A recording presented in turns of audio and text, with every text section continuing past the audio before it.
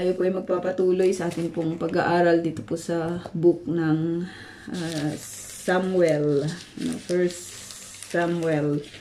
At nandito na tayo sa, malapit na rin tayong matapos ulit, dito po sa book ng Samuel.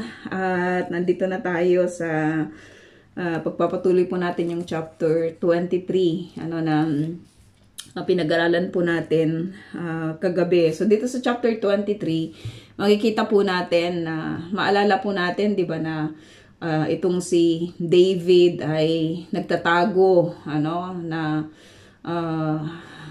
nagtatago siya, dito po kay Saul na gusto pong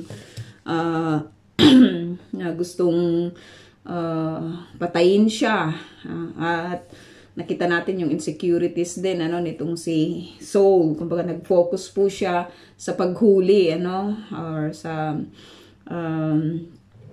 pagbabantay sa maaring kinaroroonan nitong si David. At isang araw doon po sa pagtatago po ni David, nakita po natin that the Lord nag-send po siya, 'di ba, ng isang prophet.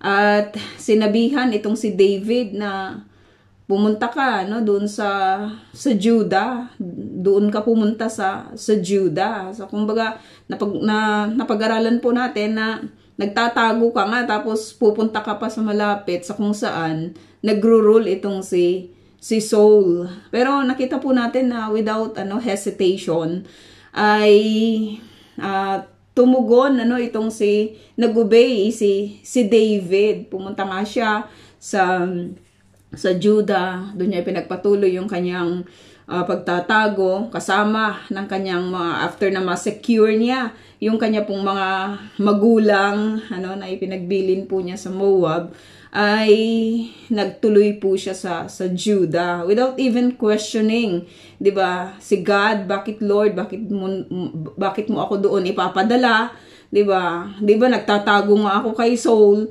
bakit doon pa sa part na kung saan nagro-rule siya mo ako papupuntahin? Pero walang ganun na nakita po natin, hindi po naisulat sa atin yung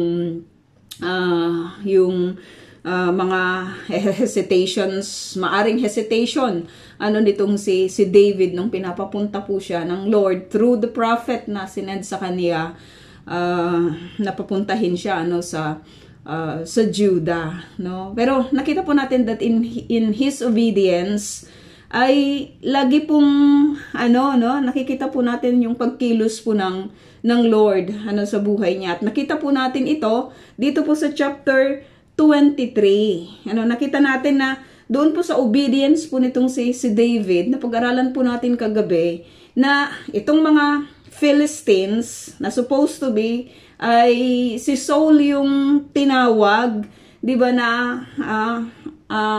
tatapos sa kanila kasi problema sa kanila itong mga Philistines. Si Saul kaya siya tinawag as king ay para para dito po para labanan niya, para puksain niya yung mga Philistines sa kapanahunan po nila. Pero nakita po natin na hindi siya ganoon kaseryoso, 'di ba, sa kanya pong pagkatawag. Nakita po natin na mas sineryoso pa niya na iput yung lahat ng effort po niya doon sa tingin niya ay kalaban niya, na si David. Nakita natin na talagang dahil doon po sa kanyang insecurity, threat itong si David sa kanya, threat itong si David sa kasikatan niya, 'di ba? Threat itong si David sa mga ginagawa niya, at magiging kaagaw niya itong si David sa attention ng mga tao. Kaya nag-focus siya dito po kay David, instead na sa mga Filisteo. Pero nakita po natin kagabi, 'di ba mga kapatid, nang dahil doon po sa obedience ni David na pumunta po siya sa Judah, nakita natin na may situations na dito po sa Keilah, na sinalakay po ng mga Filisteo. At itong si David, na pag-alaman po niya yung bagay po na ito, 'di ba, na pagsalakay po ng mga Filisteo sa Keila, kung kaya't mas malapit na siya, no? Mas malapit na yung kanyang pagtugon sa tulong na hinihingi, 'di ba, ng pagkakataon para sa Keila. Ang Keila ay part, 'di ba, ng Judah, na kung saan ay nagkahari po itong si Saul. Pero makita po natin na wala talagang pagmamahal itong si Saulo. Sa kanyang mga tauhan, sa kanyang nasasakupan. Ang mahal lang ni Saul ay yung kanyang sarili, yung kanyang kasikatan, 'di ba? Yung kanyang pangalan, 'di ba? Siya lang yung gusto niya, 'di ba, na maitaas. Unlike dito po kay David, na nasa kanya talaga yung puso, 'di ba, na gumanap sa tungkulin na kanya pong tinanggap sa Panginoon. Kaya't nag-inquire siya sa Lord. Nakita natin, nag-ilang beses po siyang nag-inquire, 'di ba, sa Panginoon. And every time, ang napag-aralan po natin kagabi, every time na meron pong meron mga nais ang Diyos na ipagawa, nag-inquire siya sa Lord, binigyan siya ng Lord ng message na, sige, 'di ba, labanan niyo itong mga Filisteo, pumunta kayo sa Keila, labanan niyo yung mga Filisteo. Lagi pong may mga oppositions, 'di ba, na dumarating, no? At ang oppositions po na 'yan, nakita po natin na nag-rise sa mismong grupo nitong si David. Ilan po ba yung kasama ni David? 'Di ba, nasa 400 sila sa kapanahunan po na ito, no? At napakahirap pong magtago, 'di ba, sa ganung klase ng dami, 'di ba, ng bilang ng tao. Paano ka makakapagtago noon kung mag-isa, dalawa, 'di ba? Maari pang pwede pang maitago ito sa mata, 'di ba, ng mga spy ni Saul, spies ni Saul, 'di ba? Pero makita po natin, no, na 400 itong kasama ni David. At bilang isang leader, wala kayong maayos na trabaho, 'di ba? Wala silang, nagtatago nga sila, paano sila makakapaghanap buhay. So napakalaking challenge lang talaga, 'di ba, sa part po nila. Pero makita po natin na may assurance na ibinigay sa kanila ang Lord, ang assurance po ng victory. At kahit na may mga assurance, nakita po natin na talagang itong si David ay pala, ito yung ating gusto sa character po ni David. Ito yung dating David na nakita natin nung una, 'di ba, na lagi pong sumasangguni sa Panginoon. At nakita po natin na sa ating pong pag-aaral, 'di ba, nung siya po ay unang tumakas dito po kay Saul, nakita po natin na kung ano-ano po yung nangyari, 'di ba, sa buhay niya na hindi natin nagustuhan, 'di ba, yung resulta ng kanyang pagsisinungaling. Pero marami siyang natutunan as he moves, 'di ba, sa buhay po niya, at bumalik po siya sa kanya pong pagtitiwala, 'di ba, sa Panginoon. At ito, nakita natin ulit siya na sumasangguni sa Panginoon. Kasi kung iisipin natin, yung buhay po nitong si David, punong-puno lang talaga ng betrayal. Ang daming nagbetray sa kanya. 'Di ba, binitray siya nitong kanyang ni Saul, 'di ba, na tatay ng kanyang asawa. Binitray din siya, 'di ba, ng mga taga Keila, na alam mo yun, nagsikap siya, nagsakripisyo siya, 'di ba, na iligtas, 'di ba, yung lugar po na ito. Pero willing pala sila, 'di ba, na i-surrender siya dito po kay David. I-surrender siya at ng kanyang mga kasama dito po kay Saul, dito kay Saul. So betrayal 'yon, napakasakit na tagpo 'yon sa buhay ng isang tao, 'di ba? Lalong-lalo na kung nagsasakripisyo ka. Tayo nga minsan nagsi-sharing tayo about betrayals. Talagang nakakaiyak lang talaga, no? Pero nakita po natin na kahit doon po sa mga sinusulat po nitong si David sa Psalm, nakikita po natin na talagang talagang yung pagtitiwala lang talaga sa Lord, 'di ba, yung napaka ganda, 'di ba, na ginawa niya sa kanyang buhay. So dito sa chapter 23 verse 14, sabi po dito na si David ay nagtago, umalis siya doon sa Keila sapagkat, 'di ba, na pag-alaman niya na papunta na doon itong si Saul at ang lahat ng kanyang mga tauhan. Kung hindi nagki-care si David sa mga tao, pababayaan lang niyang magkandamatayan din itong mga taga-Keila 'di ba?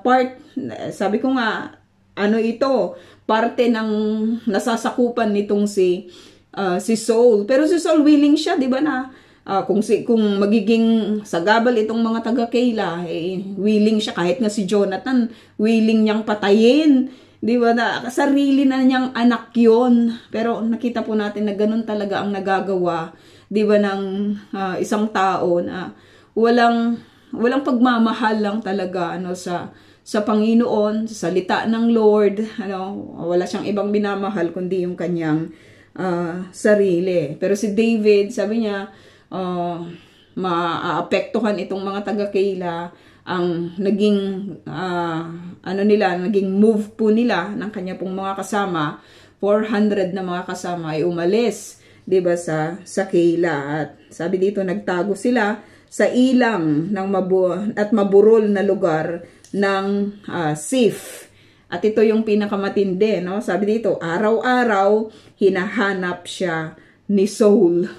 Imbes na mag-focus itong si Saul sa mga Philistines na threat sa kingdom niya, 'di ba? Threat sa Israel, hindi, araw-araw na naghahanap siya, hinahanap niya itong si David. Araw-araw 'yon. Syempre marami siyang mga inuutusan na mga tao na magmanman, tumingin sa kung saan. Kasi sabi ko nga, napakahirap magtago kapag 4 na daan kayo, 'di ba? Automatically meron kayong mai-encounter, 'di ba, na mga tao na maaring magbanggit dito po kay Saul. And imagine na lang yung fear, kapatid, sa part po nila David, 'di ba, na mas marami ang tauhan nitong si Saul kaysa sa kanila.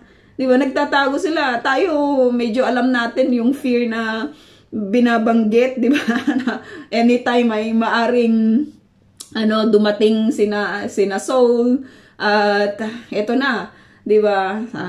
Pagpapatayin sila, kasama ng kanyang mga kasama, pero nakita po natin na talagang kahit sa mga binabanggit po ni David, ulitin ko sa Psalm, nakita po natin na talagang wala siyang ibang resource, 'di ba, kung hindi i-pour out yung lahat ng kanyang nararamdaman, 'di ba, sa Panginoon, lahat ng fear niya, 'di ba, yung lahat ng mga pinagdadaanan niya, napakarami po niyang ibinahagi, 'di ba, sa bawat isa po sa atin. At ito po yung pinakamaganda dito, na talagang na-encourage po ako na kahit anumang principalities, 'di ba, kahit anumang powerful, kahit sino man na may mga powers, 'di ba, na katulad po nitong si Saul, marami siyang mga tauhan, may mga may mga weapon po sila, 'di ba, sa pakikipaglaban.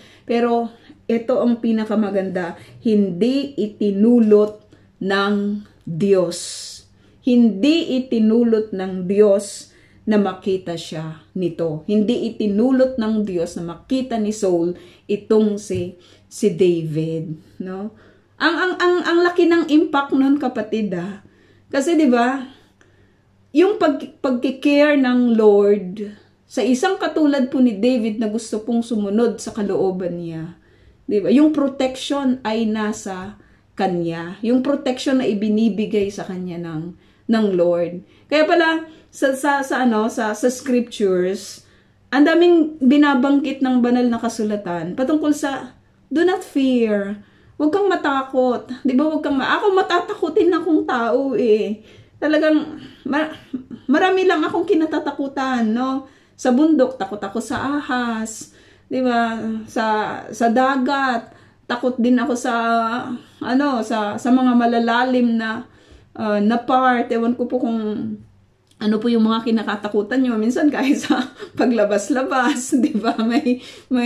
Talagang may fear, ano? Pero, alam mo pala, kahit ngayong Maya, hindi yan nahuhulog ng basta-basta kapag hindi pinapahintulot ng Diyos. Ilang beses po bang sinave ng Lord itong si David? Di ba? Ang dami nating nakita ng mga circumstances na kung saan kahit ngayong anak ni Saul, di ba, ay talagang tinulungan siya na makalayo sa kanya pong sa kanya pong tatay, no? Tinulungan siya sa pagtakas. Nakita natin na napakaraming instances sa buhay po ni David. Ito pala yung reason, hindi itinulot ng Diyos na makita siya nito, no? Talaga na-touch lang ako in this area, di ba?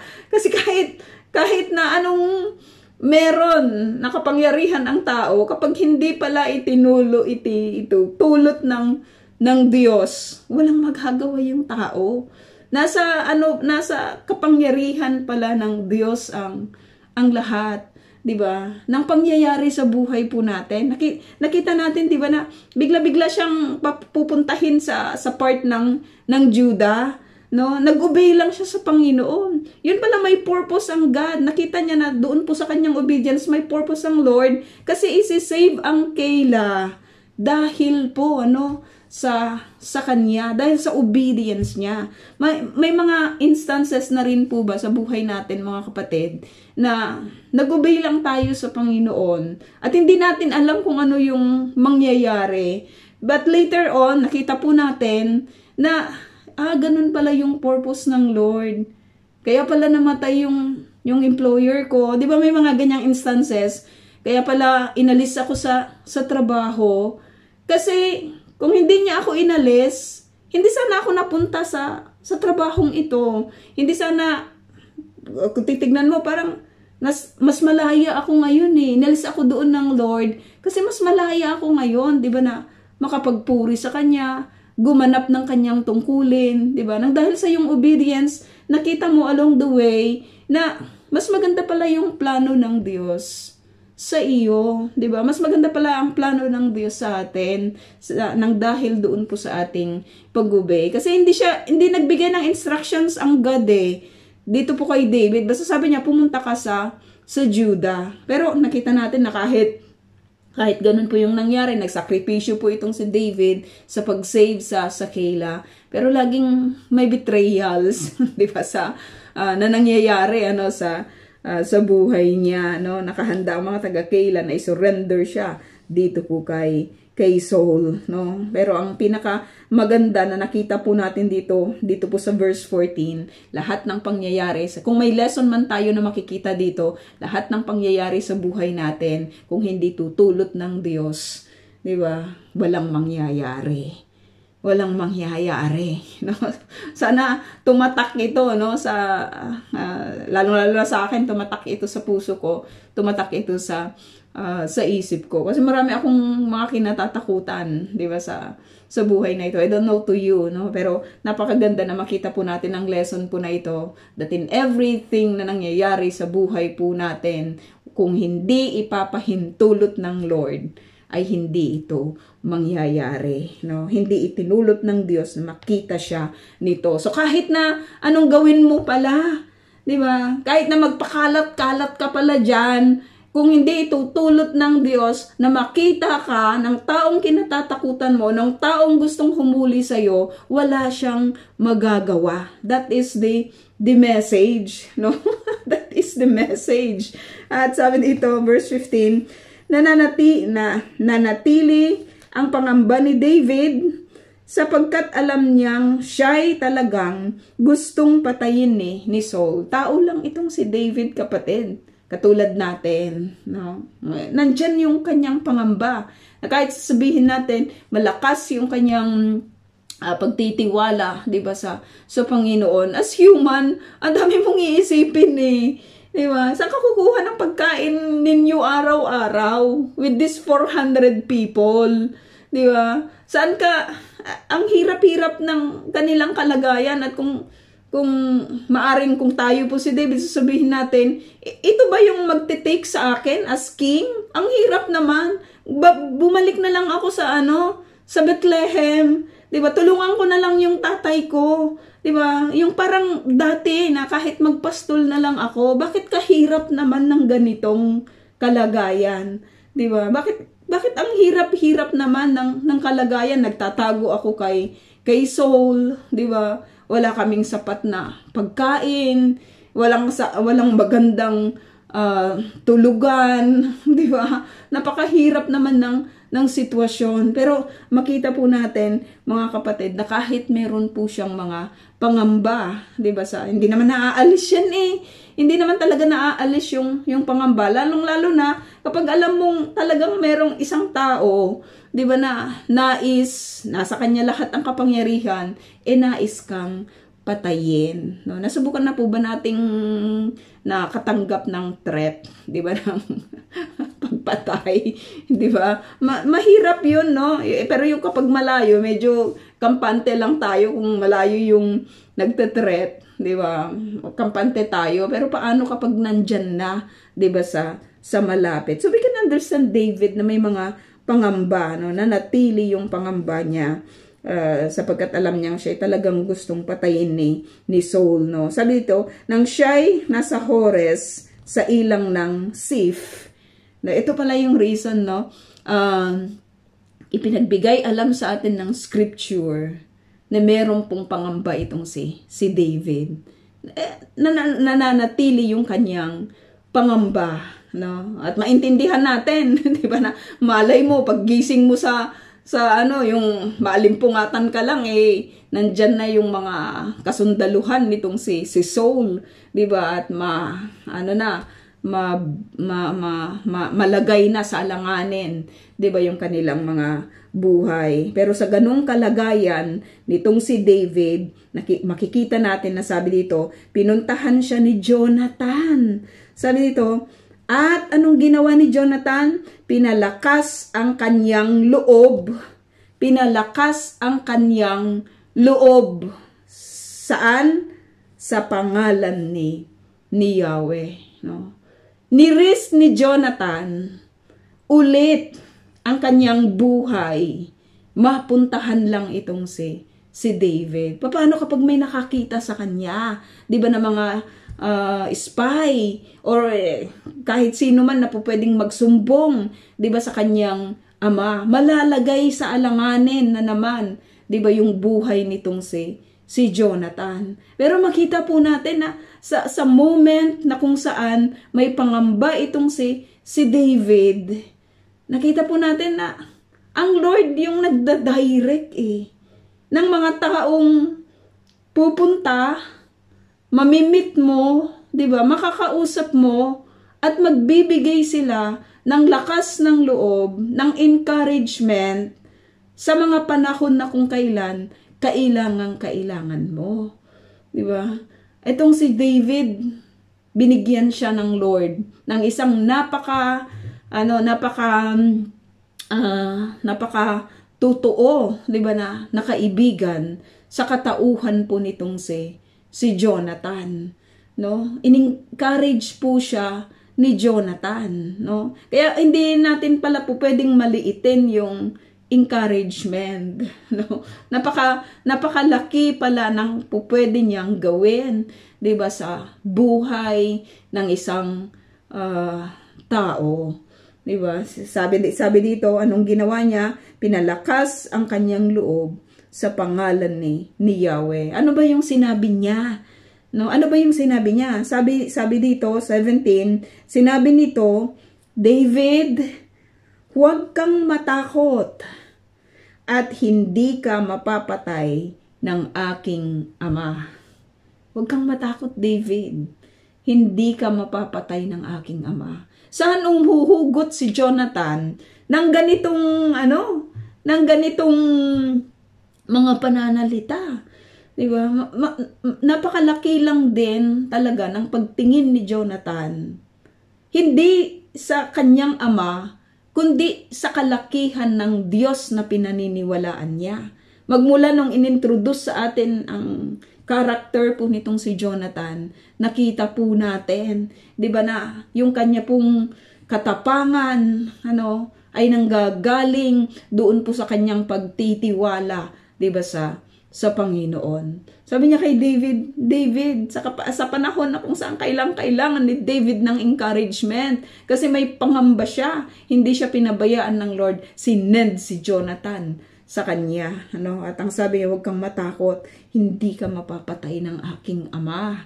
Sabi niya, ikaw ay magiging hari ng Israel. Ikaw ay magiging hari ng Israel. Parang, grabe lang talaga. Parang, kung makamundo lang tayo na nag-aaral, sabihin natin na, grabe naman itong si Jonathan. Dapat ikaw yung maging susunod na hari. Kasi hari yung tatay mo, 'di ba? Hari si Saul. Pero tanggap ni Jonathan ang plano ng Lord. 'Di ba? Tanggap ni Jonathan kung ano yung nais ng Lord, na ang susunod na hari ng Israel ay walang iba kundi si David. Naka-align ang buhay ni Jonathan sa plano po ng Panginoon. Hindi siya mag-go against, 'di ba, sa nais ng Diyos. Napakagandang karakter nun, 'di ba, na alam mo yun. Marami ngayon ang nag-aaway-away sa mga positions, 'di ba? Hindi lang sa mundo, hindi lang sa mga hindi lang dito sa mundo, pero sad to say that even inside the church, marami pong mga ganyan, 'di ba, na yung mga positions ay masyado nila pong pinangangalagaan. Si Jonathan hindi siya ganon. Kung ano yung plano ng Lord, ikaw David ang pinili ng Lord, susuportahan kita. Ikaw ay magiging hari, 'di ba, ng Israel, at magiging kanang kamay mo naman ako. 'Di ba? Alam na ito ng aking ama, Alam na ito ng aking ama. Sinasabi niya, magiging ka-partner mo ako. 'Di ba? Susuportahan kita. Ikaw yung pinili ng God. Sa'yo ako magsusupport. Ibibigay ko sa'yo yung aking loyalty. 'Di ba? Ibibigay ko sa'yo yung aking paggalang. Dahil ikaw ang pinili ng Panginoon. Ikaw ang pinili ng Lord. Grabe lang yung courage, na meron itong si Jonathan. Grabe ang dami niyang sasakripisyo sa pagpunta niya, magbigyan lang ng courage, 'di ba? Ng encouragement itong si David, At kahit ang Bible nagsasabi din, mga kapatid, sa kabutihan ng katapangan, 'di ba? Sa kabutihan ng courage. Kasi kung titignan natin sa Revelation, 'di ba, yung pinaka last part ng Revelation, na pag-aralan po natin, 'di ba, sa mga panahon na kung saan nag-aral po tayo dito, na saan ba 'yon? Dito sa 21 ba, Revelation 21 22. Yung sinasabi, 'di ba, na yung mga coward, 'di ba? Hindi sila mapupunta sa langit. Hindi sila mapupunta sa langit, Itong mga character po na ito, nakita po natin na talagang din-demonstrate po nila yung kanilang courage, 'di ba, sa Panginoon. Kasi yun yung kailangan Maraming mga Kristiyano sa kapanahonan na ito, very coward sila pagdating sa pagbabahagi sa salita ng Panginoon. Ang mga coward pala hindi makakapasok, 'di ba, sa kaharian ng langit, At sabi dito, ano pa yung nangyari? At ang kanilang, verse 18, at ang kanilang pagiging magkaibigan ay muli nilang pinagtibay. Saan? Sa harapan ni Yahweh. Maganda yung mga friendships na ganon, no? Napakasarap lang na magkaroon ng isang kaibigan na katulad po nitong si David at katulad nitong si Jonathan. Ang foundation ng kanilang pagkakaibigan ay ang Panginoon, di ba? Ang pagmamahal nila sa Panginoon. Ang kanilang katapangan ay nakabase, di ba, sa Lord. Ang nais nila ay sumunod, di ba, sa kalooban ng Lord, no? Meron po ba kayong mga kaibigan na katulad po ng mga karakter na atin pong pinag-aaralan? Kung meron, we must treasure them, no? Marami kasi sa atin nagpapahalaga sa mga kaibigan na wala namang relasyon, 'di ba, sa Panginoon. Hindi ka madadala lang talaga ng tao na walang relasyon sa Lord sa pag-fulfill, 'di ba, sa kalooban ng Panginoon, no? I-check natin yung ating mga kaibigan, mga kapatid. Kasi napakaganda na yung mga kasama natin, yung mga taong sinasamahan po natin, may pagmamahal sa Panginoon. 'Di ba? Kahit naman pa may mga ups and downs, 'di ba? Pero nakita natin yung pagsusumikap niya na makasunod sa Panginoon. No, kasi yung nag-focus ka na sa mga walang pagmamahal, 'di ba, sa Lord, no? Hindi ka mabibigyan ng ganitong kagandang encouragement na katulad po ng ibinibigay ni Jonathan sa kapanahunan po na ito, no? Sabi dito, pagkatapos umuwi na si Jonathan at naiwan naman sa Hores si David. Pagkatapos umuwi na, walang nabago, mga kapatid. Di ba? Walang nabago. Si David, no? Si David ay nasa Hores pa rin. Nagtatago. Yung encouragement ni Jonathan, hindi naman nagbigay sa kanya ng ng additional na weapons.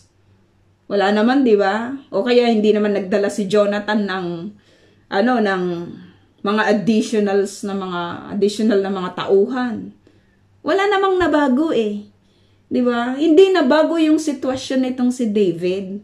Ang tangi lang nabago, yung perspective ni David sa buhay.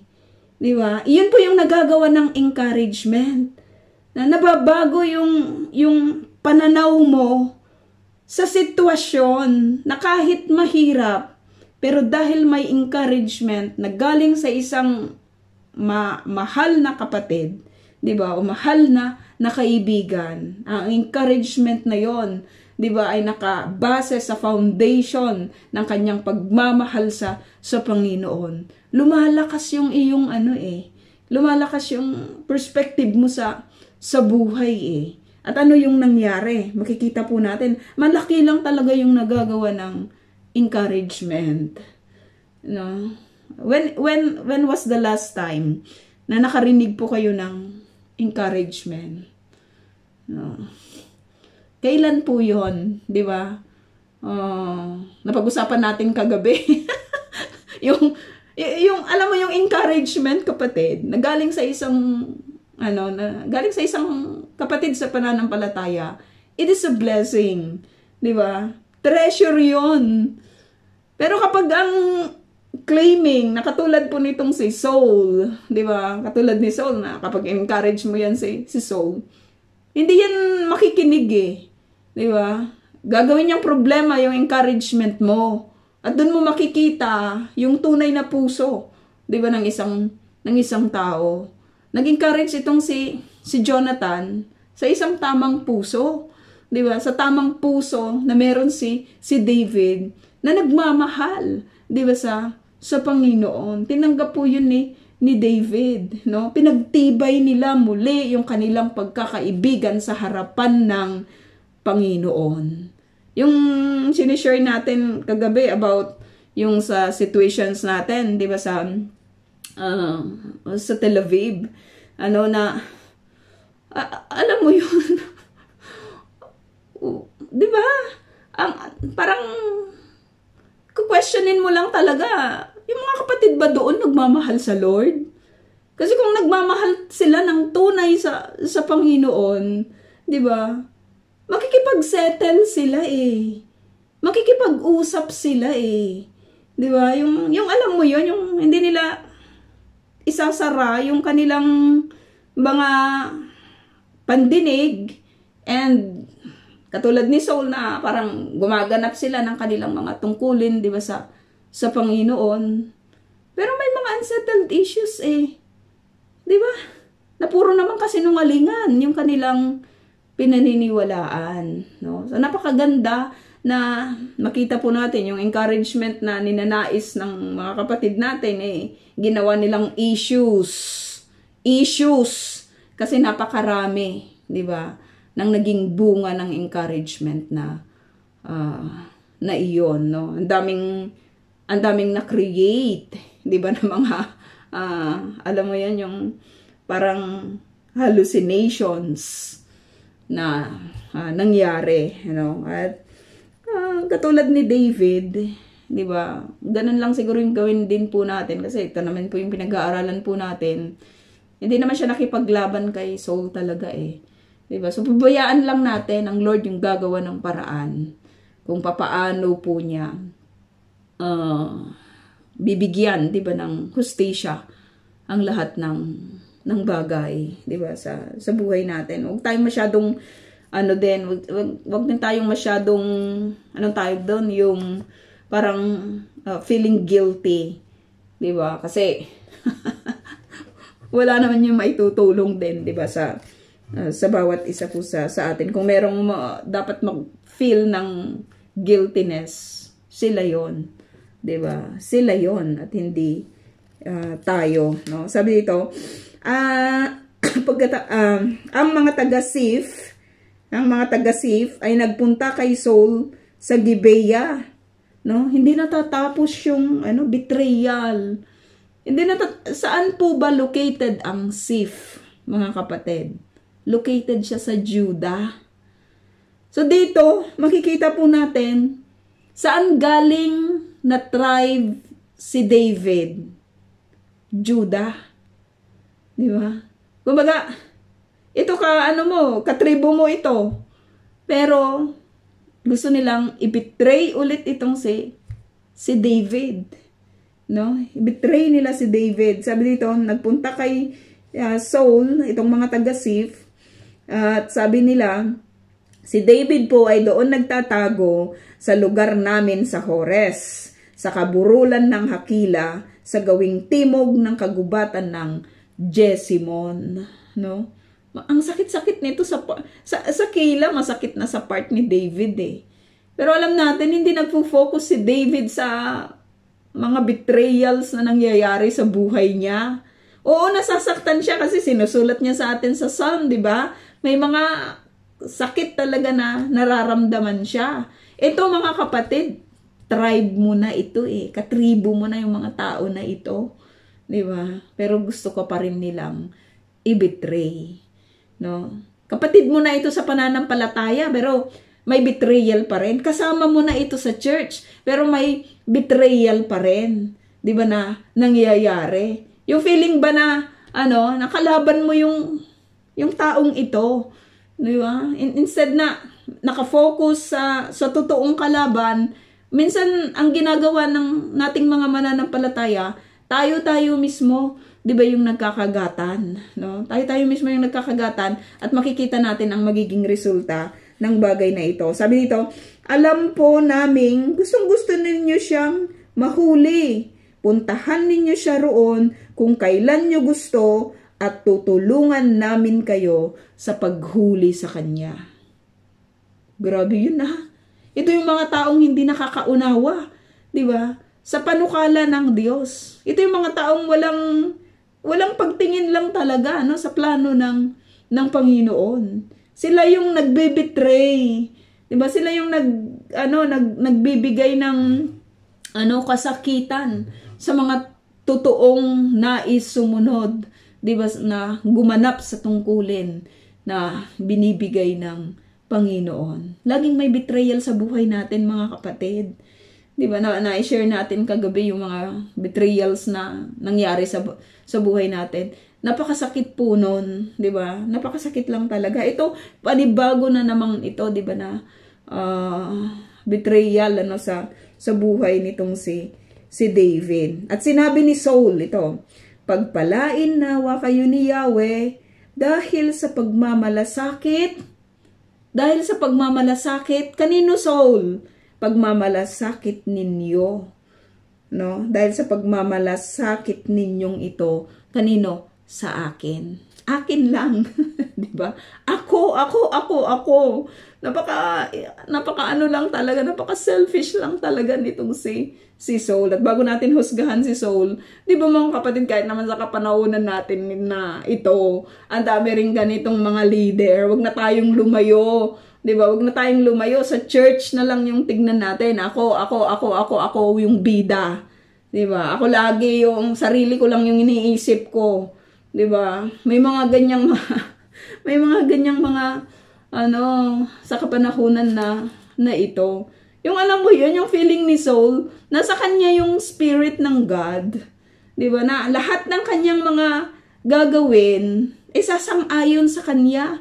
'Di ba yung Panginoon? Yung paghuli kay David, nakita natin yung binanggit niya sa Keila, ipinagkaloob na ng Diyos. 'Di ba? Na mahulog sa aking mga kamay itong si David. Ngayon naman, sabi niya dito, pagpalain nawa kayo ni Yahweh dahil sa pagmamalasakit ninyo sa akin. 'Di ba? Grabing yun, deception yun. Minsan nakakala lang natin ang deception nanggagaling sa iba. 'Di ba? Pero kahit ang scripture nagsasabi din mga kapatid, na may mga deception din na yung sarili mismo ng isang tao ang gumagawa. Diba? Deception, hindi sa nakikita niya, 'di ba, na ginagawa sa kanya ng iba, kaya siya kaya siya may mga ganitong klase ng deception. Kundi nakikita po natin na siya mismo sa sarili niya dinideceive niya. Alam niya yung lahat ng mga bagay, pero ayaw niyang tanggapin. 'Di ba? Ayaw niyang tanggapin ang plano ng Lord para sa Israel, no? Dinideceive niya yung kanyang sarili. Ayaw niyang ibukas yung kanyang mga mata. Feeling niya, katulad din ng mga maraming pastor sa kapanahunan na ito, na kahit sila'y gumagawa ng mali, feeling nila sinasang-ayunan sila ng Diyos. 'Di ba? Kahit hindi sa mga pastors, kahit sa mga the so-called quote and unquote mga Christians, gumagawa ka ng mali tapos feeling mo ang favor ng Lord ay lagi pa ring nasa iyo, 'di ba? Parang deception 'yun, kapatid.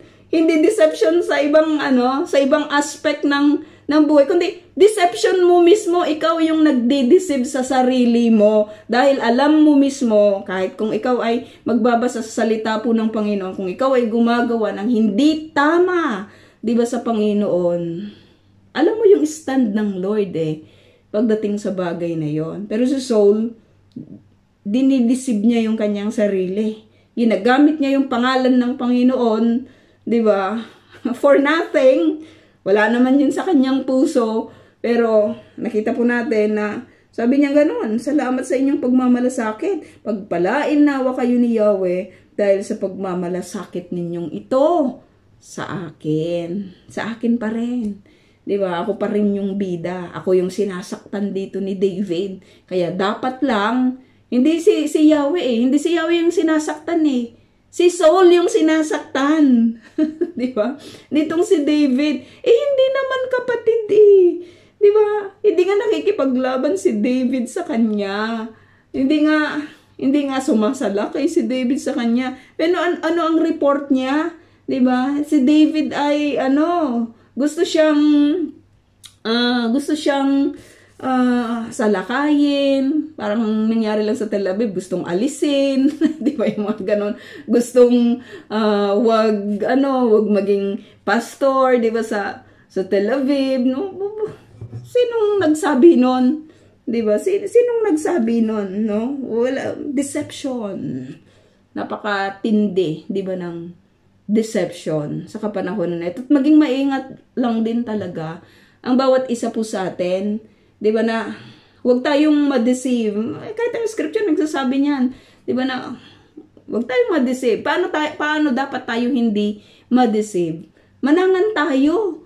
lagi sa katotohanan. Pumanig tayo lagi sa katotohanan. At paano mo malalaman yung katotohanan? Di ba? Kahit naman sa anong klase ng issues, paano mo malaman yung katotohanan? Dalawang panig ang iyong pakikinggan. Di ba? Hindi lang isang panig. Hindi lang isang panig. Di ba? Kaya nga dalawa yung tainga ng isang tao eh. Di ba? May right and left. Kaya akita mo kahit yung lahat ng yung mata mo, dalawang pares din. 'Di ba? Para hindi lang iisa, 'di ba, yung iyong tinitignan at hindi lang iisa yung iyong pinapakinggan, no? At napakaganda na sa lahat ng aspeto ng buhay po natin, laging ang katotohanan na nagmumula po sa Panginoon ang panghahawakan po natin, no? Sabi niya, verse 22, mauna kayo roon, sabi niya, at tiyakin ninyo kung saan siya nagtatago at kung sino ang nakakita sa kanya. Alam kong mahirap siyang huliin, no?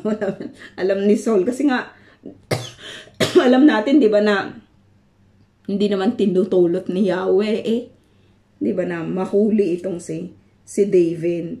Kaya sabi niya dito, tiyakin ninyong mabuti kung saan siya nagtatago. Saka ninyo ibalita sa akin. Kung naroon pa siya, sasama ako sa inyo para dakpin siya kahit na halughugin ko ang buong Juda.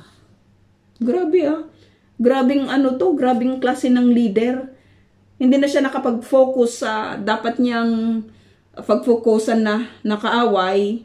Kasi ang alam niyang kaaway niya ay yung magiging kahalili niya. 'Di ba? Wala namang ginagawa si David sa kanya eh. Kung tutuusin, ilang beses na rin niyang trinay, 'di ba, na patayin itong si David. Pero wala namang retaliation, 'di ba, na bakit hindi ito makita ni Saul? Kasi nga dahil doon sa kanyang pride, kapatid. Marami yung nasisirang mga tao dahil sa kanilang mga pride. Napakalaki ng kanilang pride. Di ba? Ayaw nilang magpakumbaba. Di ba? Lalong-lalo na sa Panginoon. At sila'y nauna kay Saul papuntang Ziph. Si David naman at ang kanyang mga kasama ay nasa ilang noon ng Maon sa Araba, gawing timog ng Jesimon.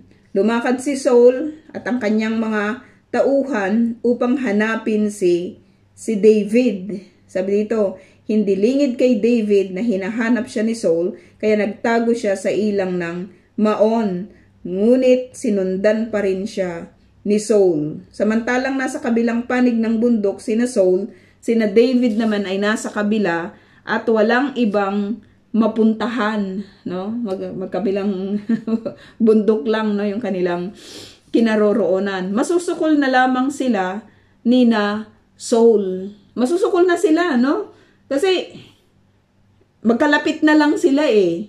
Kumbaga, 'di ba, may instruction na pumunta muna sila, so na-assure na yung location po ni David ay dito sa lugar na ito. Lumakad sila, 'di ba, kasama na itong si Saul, at doon nga nagkaroon na ng malapitan, 'di ba, na sitwasyon na kung saan ay masusukol na itong si David, no? At sabi dito, nang dumating, masusukol na lamang sila ni na Saul, nang dumating ang isang tagabalita at sinabi kay Saul, magbalik na po kayo at sinasalakay tayo ng mga Filisteo.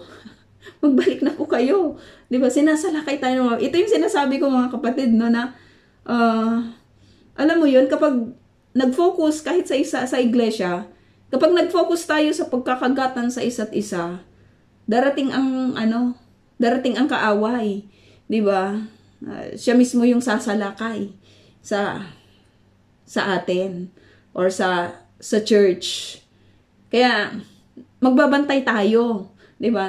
Nagbabantay tayo, dapat nagbabantay tayo. Si Saul, nag-focus siya dito kay David, at ito, sabi ng mga Filisteo, ito yung opportunity. 'Di ba? Si Saul ay, syempre may mga spy din yan, yung mga Filisteo, hindi lang si Saul. Si Saul ay nakafocus siya kay David ngayon. Salakayan natin ngayon ang nasasakupan ni Saul. No, ito yung opportunity, ito yung perfect time, 'di ba, nasa lakayin natin. So naka-focus si Saul kay David, itong totoong threat, 'di ba, sa kingdom ng Israel. Hindi niya 'to mababantayan, 'di ba? Ganyan din sa isang iglesia, kapag naka-focus tayo sa isa't isa, ang minsan ang mga strategy ni Satan, kapag hindi natin nabantayan, 'di ba? Sisirain niya ang lahat, 'di ba? Sisirain niya ang lahat sa iglesia, no, sa mga kapatid and whatsoever, no. Kaya kailangan nating magbantay. Kaya sabi dito, tinigilan ni Saul ang paghabol kay David at hinarap ang mga Filisteo, no. Hinarap ang mga Filisteo. Kamay na naman ito ng Panginoon, mga kapatid. 'Di ba? Susulat yan ni David sa atin, no. Makikita po natin, sinulat niya ito sa Psalm 54, no. Makikita po natin yung kanya pong mga sinulat patungkol sa bagay na ito. Kaya sabi dito, kaya't ang lugar na yun ay tinawag na bato ng paghihiwalay. May mga ganon, bato ng paghihiwalay. Mula roon, si David ay nagpunta sa En-gedi at doon muna nanirahan. So nag-focus na itong threat na ito, yung totoong kalaban na, yung totoong mga kaaway, doon na nakafocus itong si Saul. At napakalungkot po yung mangyayari. Tayo alam natin, no, kasi ilang beses na rin po nating napag-aralan po ito. Pero makikita po natin na ang Lord po talaga ay nagbibigay ng hustisya, 'di ba, sa kahit na sino man. So yun po, mga kapatid, at ang ating pong lesson ay, ang ating question pala ay itatay ko na lang po. Erev Tov.